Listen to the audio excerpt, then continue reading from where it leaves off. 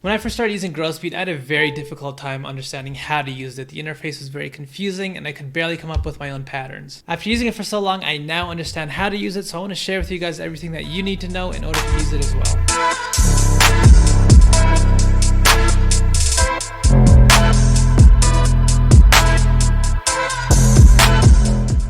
First off, when looking at it, it can be intimidating. What do all these lines mean? First off, these vertical lines are a little bit darker than the others. These ones represent a beat each. And all four of them together represent a bar. So you might be confused already. What does this actually mean? Well, when we look at my loop in the piano roll here, as you guys can see, I have the exact same thing happening here. I have these four vertical lines that are a little bit darker than the rest. Each of these also represents a beat each, and all four put together is a whole bar. Now, if I hit play, you guys can see the cursor in growth speed as well as the piano roll play at the exact same rate. So that's what these vertical lines in growth speed show me. It shows me exactly where in the bar I am. For example, if I go into my piano roll and I start playing back at the second beat here, and I go back into growth speed, it's going to start playing at the second beat as well. So whatever pattern I end up making in growth speed, it's showing me the effects that I'm going to be creating in one particular bar that's just going to repeat over and over again. Now, what does this green line here mean? Whenever this green line is perfectly horizontal, this basically means that my playback will be at 100% normal speed. Now, what does this dark diagonal line here mean? Whenever my green line is at the exact same slope as that line, that basically means that my playback will be at 0% speed, meaning it won't play back at all. So if I take the green line here and I get it to match the slope of the dark diagonal line, you guys can hear nothing's playing back. Now if I were to take this green line and, for example, I created a pattern where the first half played at normal speed and the second half of it had the exact same slope as my diagonal line, you guys can hear it's going to play back at 100% normal speed and then completely stop. So this dark diagonal line here, it basically gives you a guideline as to what 0% playback looks like. By the way, when you're creating your pattern, if you want to add a new dot, a new point here, all you have to do is right click. If you want to delete a dot, just right click on any particular dot and hit delete. To quickly delete something, hold Alt on your keyboard and right click. And if you want to drag a point around, all you got to do is left click on your mouse and just drag it around. Alright, so as I showed you guys, whenever you have your line completely horizontal, that represents 100% playback, normal speed. A line that has the exact same slope as our diagonal line here, that represents 0% speed. Now what will happen if I have a green line that has a slope in between these two? For example, if I'm halfway in between 100% playback and 0% playback, you guys can hear what will happen. As you guys might have guessed, a line with this type of slope is going to be 50% playback. Now if I go back into my piano roll, you guys can basically see what's happening. It's taking the first 50% of my bar, these notes here, and it's taking these notes and basically making it extend for the entire bar. So if I went back and I played this at normal speed, you guys can hear it's playing 4 notes there. 1, 2, 3, 4. But if I go to 50% speed, it's taking those exact same 4 notes and making them last the entire bar. 1, 2, 3, 4. If I let it keep playing, what's going to happen is it's going to do the exact same thing to my second bar here. It's going to completely skip over these notes here and just repeat this exact same pattern starting here.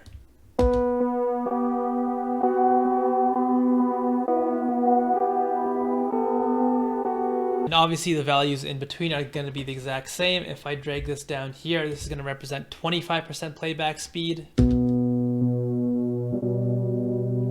So it's basically only taking the first 25% of my bar, which would be these notes here, and making these extend all the way here. And if I drag the line up here, this is going to represent 75% playback speed.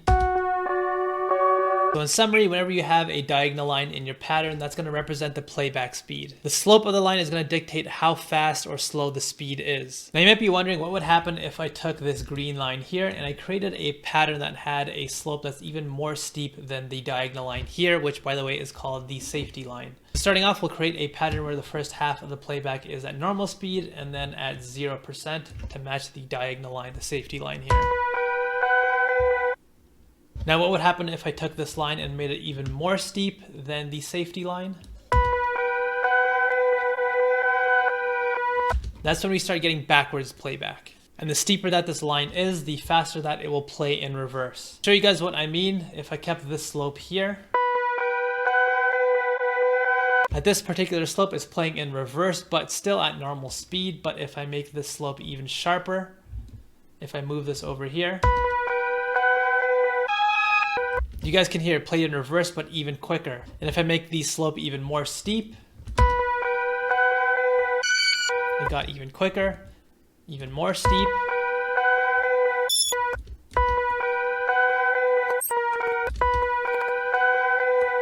If I keep doing this until the point we get to a completely vertical line, you guys can hear what happens. So you guys can think of a vertical line as a line that's so steep that it basically jumps back in time instantly. Now you might be wondering, how far back in time will this vertical line take us? Well, you guys can see on the left side here, it tells you exactly how many beats in reverse we're going to be going. So in this pattern in particular, you guys can see once we get to our second beat here,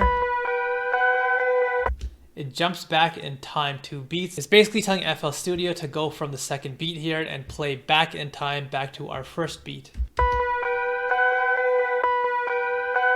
So it's basically going to this point here, and it's going to play back 2 beats. And if I change this pattern, so instead of jumping back 2 beats, it jumped back 1 beat.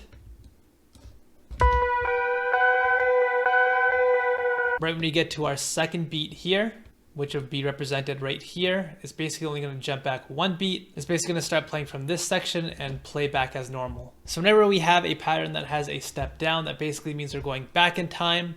The reverse is true as well. If we have a pattern that has a step up, that means we're going forward in time.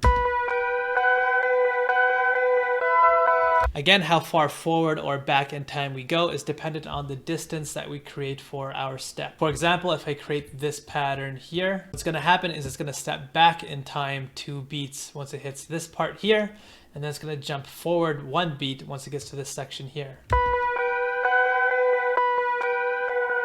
Now, another thing that you might be wondering is if this line here represents 100% playback and going this direction 0% playback, what would happen if we went this way instead? What happens is it plays back, but instead of playing at 100% speed, which would be a horizontal line, it's going to play back even quicker, again, depending on the slope that we create. So if I had a slope like this, that's going to play back at a certain speed, but if I had a slope that's even more sharp, it's going to play back even quicker. Again, the slope of our line is going to dictate how fast or slow the playback is going to be. So whenever you have 2 points created in your pattern, for example here and here, you can also shape what type of line you want in between. So far we've been dealing with straight lines, but you guys can see you can also curve it up and down. So when we start playing with curves, that's when you get the whole turntable effect. You guys can see with this curve here, it's basically starting off horizontal, so it's going to have normal playback, and it's slowly creeping towards having a steeper and steeper slope until we get 0% playback, which would be somewhere around here. And then it's going to get steeper and steeper until the point where we have reverse playback, and it's going to play back even quicker and quicker. And that's why we get that weird turntable effect. So if I right click a point, you guys can see it comes up with a bunch of different options. This allows me to change the shape that I'm working with. And if you grab the tension point here in between, you can start playing around with it. Also, holding down control while you're playing around with the tension point here activates fine control, which lets you be a little bit more precise. When you're dragging your points around, you guys can see you can pretty much go anywhere. But if I hold down Alt, that's how you activate snap to grid. If you hold down Control, this keeps you from going left and right and only go up and down. And if I hold down Shift, it only lets you go left and right. It won't let you go up and down at this point. So this whole time I've been showing you guys the time portion of this plugin. There's also the volume portion of this plugin, which is the orange line here. To activate that, just click slot 1 here. This is a little bit more straightforward. Basically, if your line is all the way at the top, that represents 100% volume. And if I put this all the way down, that's going to represent 0% volume.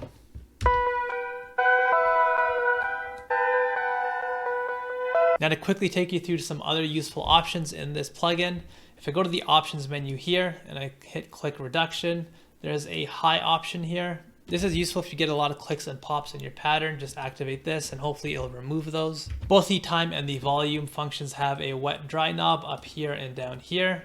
So you can control how much of this effect you want in your pattern. If you made a pattern and you don't like what you made, let's say you completely screw something up and you don't know what you just did here, you can go to the option menu here and you can undo what you just did.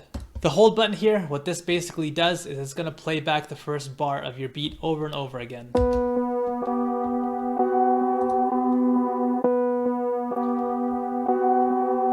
So even though we're in the second bar of our beat and this should be a completely different pattern, it just ended up playing this first bar over and over. If the pattern that you came up with is completely awful and you hate it, just go to the option menu here and click reset.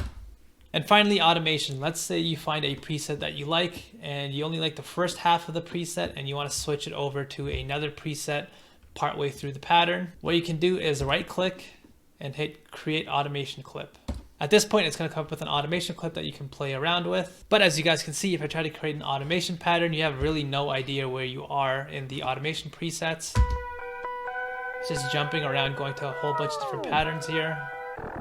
So what you need to do is right click the point that you're working with and click hold.